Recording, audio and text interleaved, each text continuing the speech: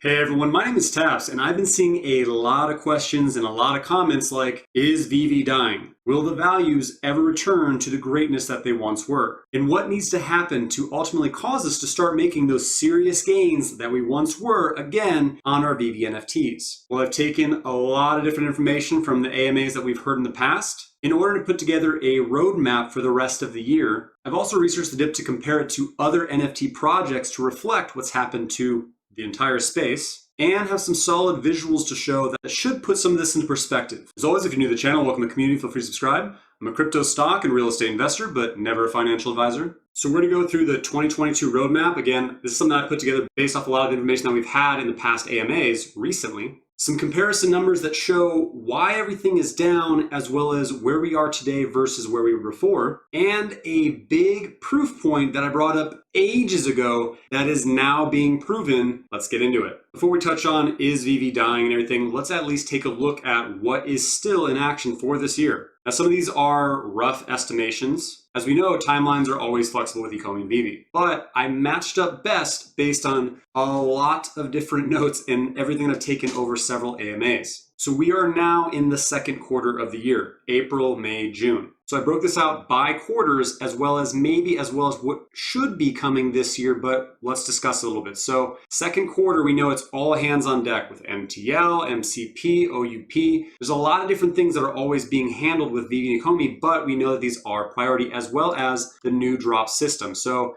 the new drop system is, of course, that waiting room style, which we've all talked about. We've been anticipating for a while. It will make drops easier, and they did say that they will be testing it this month. We've obviously seen a lot of issues with the bots, which Veve themselves did address, but we do know that they are very much more rampant than what they were before, making drops very difficult, and they did take actions by disabling transfers, and Monday's drop alone seemed like a lot more people hit. They've also said the new drop system will inevitably help with some of the botting, as well as, of course, KYC will help with the botting as well. Bots have been a consistent thorn in the sides of everybody, and it seems like that they're getting on their last leg and they're finally making this a main priority. Also, the web version has been in testing. I put a question mark next to it just because we're hopeful for second quarter, but again, this is a lot of different things that could come this quarter, so we'll see. The reason why the web version is great is because it allows Veve to not have to eat that 30% Apple fee, right? And you're probably like, well, why do I care if Veve makes more money? Well, we want them to scale, right? We want them to hire more people. We want them to put more money into the app to make the UI, the UX better.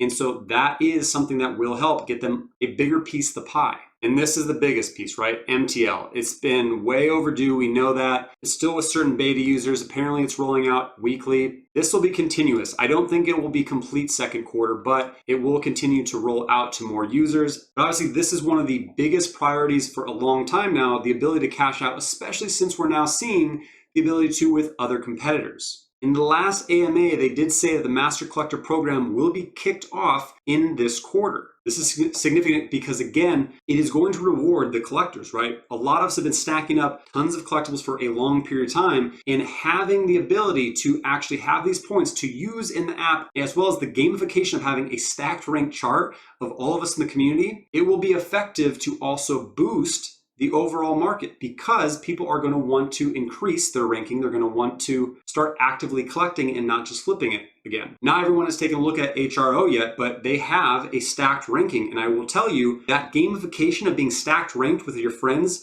and see where everyone else is at, it's compelling. It does make you want to get more. I mentioned the metadata visibility will be coming, which again, that is a big piece, right? We want to know that our TODs really were the first ever minted on Veve. I mentioned season 4 begins, as well as a big brand will be announced with it as well. So season 3 is just about up, and there's tons of wild speculation that we could make, but for the sake of this video, we're not going to get into it. With any major big brand drop, there's usually a whole lot of new users that come into it, especially if it's brand new, right? The IMX bridge, a lot of people locked up their tokens, as well as myself, in the Veve app, and the bridge just end up not working, right? So they are working with Immutable X to have the ability to bridge those back out. There's a way of doing it, but it's really complicated and not most understand it, including myself. So this will help with some OMI investors, of course, as well as Comics and Showroom. They said it is looking good, and that should be rolled out this quarter as well. Now, These were mentioned, and actually OUP was mentioned in June. However, that's a lot for the second quarter, and my guess is it will be pushed to third quarter, which is July through September. David, you mentioned a new product category will be coming this year in the recent AMA. Now, I've speculated on this for a long time. I believe that trading cards or playing cards or some kind of cards would make sense in Veve because David Yu, through Vagabond Games, does still hold the Pokemon trading card game license, Magic the Gathering license, and Yu-Gi-Oh card license, as well as several others. So that's what I'm hopeful it could be, but it could be something else. And it would make sense because a lot of people were like, well, I don't know if trading cards would do very well in the app. Again, to reference HRO, they've taken off. Because they have that tie to DC, as long as they're cards tied to a big brand or cards that we already know and love, they're going to do well. OUP, OMI utility, has been talked about for so long. OMI on price action has suffered, right? There is no utility to it. There is no full excitement because it's burning, because again, there is no way to use the token in the app. I'm sure in this quarter, we will see a new OUP article come out, but the ability to actively stake your OMI for rewards in the app and or the ability to use OMI to NFT, I believe will most likely roll out in different phases, probably in the third quarter. The big maybes that we still have are Immutable X Veve NFT integration. So basically the ability to have your Veve NFTs in the Immutable X Marketplace. I believe this is a big hang up with Immutable X. This is something that a lot of us have been waiting on for a long time. And that does, again, get rid of that asterisk that says Veve NFTs aren't NFTs, right? When it's actually implemented into an NFT platform such as Immutable X Marketplace, the game changes. So I put that as a maybe for the third quarter. San Diego Comic-Con, they said they might have some kind of maybe live event there if they're tied in with a partner, but not necessarily. Potentially maybe by the end of the third quarter, hopefully we'll all have access to the ability to cash out. And localization. Localization is the ability to see the app in multitude of languages. They've brought this up at the start of the year. And again, we haven't really heard much rumblings on this, so I'm hopeful that it comes in the third quarter. Maybe it could push to fourth quarter, which in fourth quarter, we do have Decon, a live UK event, which I will be going, as well as VeveVerse, most likely the first version, right? It'll also be rolled out in phases, and they've talked about how you have like your Veve Home. That is most likely what the first version of VeveVerse will be rolled out to the end of this year. Now, again, these are all estimations and flexible, but it's a lot of things that we've been waiting for a long time as well. Plus, there could be some added surprises thrown in as usual. All in the meantime, OMI continues to burn. There have been 40.2 billion burnt thanks to Puddincheek's spreadsheet, 17 billion since the first of this year, and 188.8 million gems spent in the app. And other things to consider that we don't really have the ability to attach really a timeline on is lower edition exclusive they talked about, right? The one of ones or super, super low, maybe like a 10 of 10. These have been talked about for this year, but we don't really have a time frame. Same thing with new verticals. Anime was mentioned earlier this year, most likely in tandem with localization. But there's other verticals to consider as well, like sports, music, celebrities, who knows? The promo codes. Now, they've brought this up multiple times. We've heard it in spaces, we've heard it in the past few AMAs. This is something exciting that the team in general is very, very gung-ho about. And they've said it can tie directly to basically working with brands with physical meets digital, right? So this empowers the brands themselves to actually get engaged with Veve to promote their physical products as well, right? So if I buy a physical statue of something, I could then redeem an NFT in Veve. That alone could create a lot of exclusivity itself because there's only so many ways to get them. They've also hinted at multiple times about potentially more movie tickets. So it makes you wonder what other movies could be coming this year that they could have a partnership with to redeem for movies, as well as they mentioned some very, very large toy manufacturers that they're working with. I put more exchanges likely. I think we're going to have more exchanges this year, but David, you did say that they're not in a rush to just get on the biggest exchanges as fast as possible because they don't want to spike and then fall out. Long term, I get it, but for how patient OMI investors have been, I will say this is a little bit of a discouragement, but I am very excited as an OMI investor for OMI utility specifically because that will create a lot of uplift. David, you did also mention other comic publishers coming this year. There's a whole bunch of app updates that they're doing. The user interface, the user experience definitely does need to be streamlined to much stronger, more social aspects, better in-market functionality, but we will see that come, of course, throughout the year. And we're still waiting on more marketing directly for our VV NFTs, for OMI, right?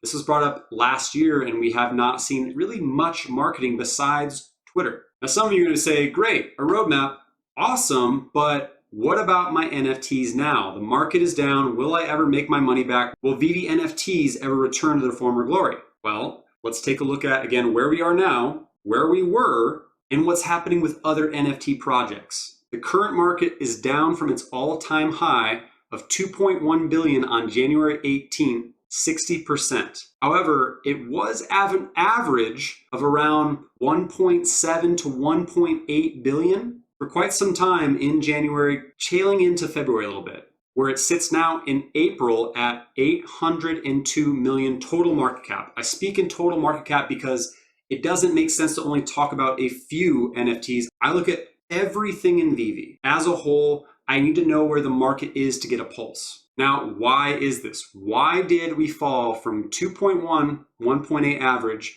billion to 802 million? There's been a lot of things that have happened the past couple months, right? We've had a massive bot issue that has been addressed. We had a ton of accounts that were falsely flagged that got worked out. Some of the biggest catalysts that we've been waiting for a long time continue to be delayed, like MTL, the ability to cash out. And overall, the turn of the year, we've had some pretty cool drops, but they've been more of the same type of drops, right? They've been more Marvel, they've been more Disney. Besides the Rewind drop and a few others, it's been more of the same versus something new and exciting. You've also had a few people who've been scammed, right? If you get scammed trying to go off app because you can't cash out, most likely you're not going to be too excited to buy more on VeVe. So all these things collected together are why the market is down, right? Not necessarily. The biggest thing to happen to VeVe is, of course, that there's a world crisis with Ukraine and Russia. Now, that is not solely what did it, but again, let's take a look at other NFT projects to see what happened with them compared to VeVe. You guys may or may not have heard this little NFT project called Bored Ape Yacht Club.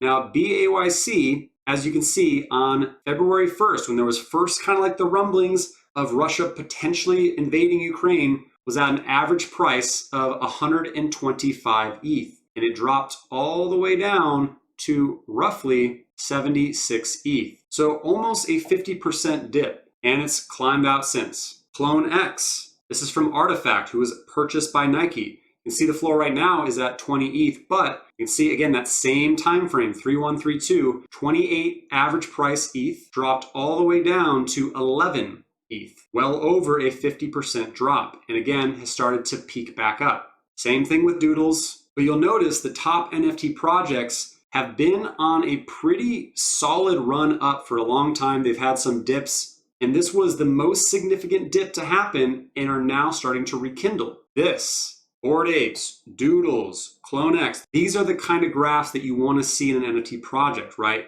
You can see that nothing goes up forever and we'll have consolidation periods. However, it will continue up as long as the value in the community continues to drive it. This is how VeVe is, and I'm going to show you why. But this is an example of another project that didn't have that result, right? MechaVerse was one of the most popular, most anticipated NFT drops of 2021, right now at a floor price of 0.4 ETH, which is still, I believe, higher than what the mint was. At one point, it was like 6 ETH, dropped down, had a big spike probably for a super rare one, but it was holding at like 1 ETH, 2 ETH. Even on 3.1, it was still almost an ETH, and you can see there has been no recoup up. This is the kind of volume in value that you want to see in a project that's going to last. And so yes, we're in a big dip from where we were, and a lot of people were buying at these extreme highs in January. But in January alone, we 3x'd from 700 million market cap on the 1st of January to that 2.1 billion on the 18th. So 3x. Everyone is pure euphoria at that point, right? This happened because, of course, Disney, Decon at the end of the year driving new users. We had a massive influx. Everyone was talking about Veve. Everyone was jumping in and buying at these extreme highs. We had a ton of new creators hop in. And we had, of course, Veve and Ecomi telling us, soon was coming MTL and IMX. All this built up into a huge, huge, huge ball that no one thought was going to eventually roll downhill. And all it took was, again, a world crisis to affect Veve as well as other NFT projects, right? People were scared. They pulled their money out where they could, or at least sold to have gems ready to go in case of something. Now, the reason why Veve hasn't immediately started ticking back up like Bored Ape and all those others is because of these other things, right? The delays, not being able to cash out, the bots, all these things collectively together are still resonating. People are a little bit hesitant to keep putting money back into Veve. But again, Veve has climbed to extreme highs, has finally consolidated, and it will continue up. We've seen dips in the past, and even if you just look back a few months before January, around the middle or end of August, the total market cap was 92 million. If you look through some of these prices, even today, they are still higher even in this dip than what they were in August, right? Balena, $45 is still like $79. Spider-Man Ultimate Animated was $1,200. And even though it's dropped from its extreme high of 100,000, it's still 25K. The Ghostbuster logos, Steve Pugh, 4,200, it's still like 15K. And I can tell you, I wasn't willing to spend a lot of these prices back then, but the amount I'm spending now in the app has gone up because of the values, even today. And knowing what we know now, anyone would be stoked to buy a Spider-Man Ultimate Animated for $1,200, but that's the stage we're in right now. The main things that are dropping in value and staying really, really down are a lot of the artist things. And not to knock the artists, but again, the draw for those versus the major brands is something to consider. So I would be more selective with the things that you're buying now because you want to try and find things, if you're going to flip, that are down, that are most likely to rally up once we get, again, more excitement back in the app. Now, this is the other thing that a lot of people have been saying, right, is HRO. I've been in the Discord and a lot of people are saying, oh, is HRO going to kill Veve? And the answer is no. First of all, yes, I do have some HRO cards. They have been lucrative. Yes, you can cash out. But when you're in the Discord, 80% of their community are Veve users. But they're not users who've given up on Veve. It's a mix. And what's great about HRO is they're not bashing Veve, right? They're almost like friendly, and that's made our community strengthen their project. HRO is going to continue to grow in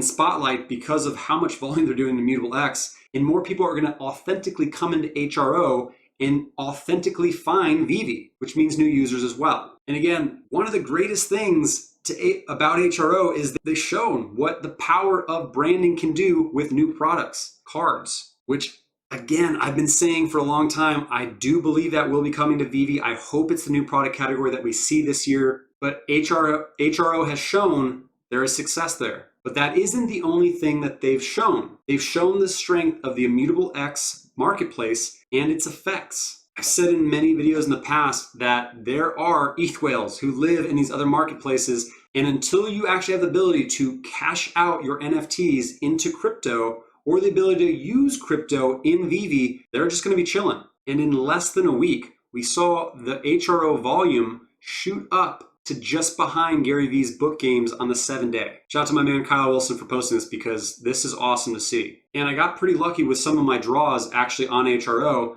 I only sold one card. I spent $250. If I sold all of them, I probably would have made about $6,000. But I sold one card and I didn't sell it for $1,000 HRO. I sold it for 0.31 ETH in Immutable X Marketplace. The demand is there, the money is there, people are willing to spend, and this is even reflected in a chart from just a few weeks ago on protocol NFT trades by transaction volume. Immutable X is outpacing Flow, Wax, Ethereum, Ronin, Solana, fellow layer 2 Polygon, fellow layer 2 Arbitrum, which makes sense because look at the projects. The ecosystem continues to scale and build with some massive names. You see that Veve is highlighted as a marketplace, and Ecomi is highlighted under the collectibles, but they're among some pretty incredible names on the Immutable X market, on the Immutable X ecosystem, right? TikTok, Disney, Ecomi, Tom Bilyeu's Impact Theory, Nike Artifact. In the marketplaces, Veve is stacked up against OpenSea, Token Trove, Mintable, Wilderworld. And the gaming side is really starting to take off. Of course, Gods Unchained, Guild of Guardians, but Illuvium is making massive strides as the game is coming out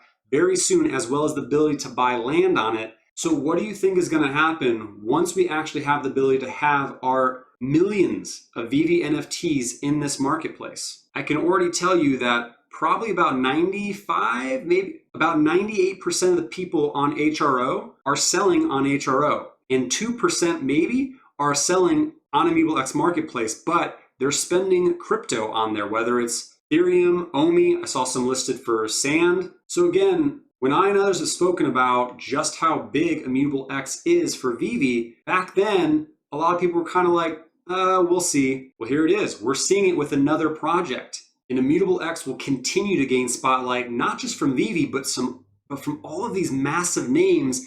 And because Veve and Ecomi are in this ecosystem, they're going to scale with it. Not to mention, there could be collaboration efforts in between. So yeah, the market has been beaten up, but so are other NFT projects, and they're all starting to make moves again, as well as the NFT platform and marketplace that Veve NFTs will be on as well, Immutable X. Now, all of that frustration that's happened in the community, it's justified, right? I'm also frustrated. All the delays and a lot of the nuances, but Master Collector Program, Omi Utility, Immutable X Marketplace, new product launch. I mean, everything that we were excited about in 2021 that was going to propel Veve further still hasn't happened. Yet, Veve climbed to crazy heights and is still higher than when these things were first talked about for the most part. So again, it's all still in front of us. Whenever I invest in something, for the most part, it's usually because I see its potential long term. I know it's a safe investment, and I know if I hold, I'll make money. But I have become impatient with some other projects and other stocks and things and sold out of it. And a lot of the time, it's inevitably rallied back up once things happen for it, and I end up missing out. Or maybe I hold, but I'm too afraid to buy the dip, even though I believe so strongly in that investment, which then I kick myself when it rallies up and I'm like, man, I could have just doubled my investment. That's the kind of dip where we find ourselves in right now. So Veve's not dead or dying even. It's in a much needed pullback. Nothing goes up forever without a healthy pullback. And this one is definitely meaty, but we're seeing it with most other NFT projects as well. And capitalizing on those pullbacks tend to bear the most fruit. So I hope this serves as a helpful reminder of what's still in front of us. It's really easy to be sucked into the negativity, especially when things are down. But the reasons that you invested in Veve and Omi most likely have not changed. So keep that in mind as we see some of these much and way over anticipated updates finally happen. As always, if you found my content valuable, if so, please hit the like button, leave a comment down below. The likes and comments appease the algo overlords and help my channel continue to grow. If you haven't yet, please hit the subscribe button, notification bell for future content. That's it for today. I'm Taps. Thank you for your time, man. Happy trading.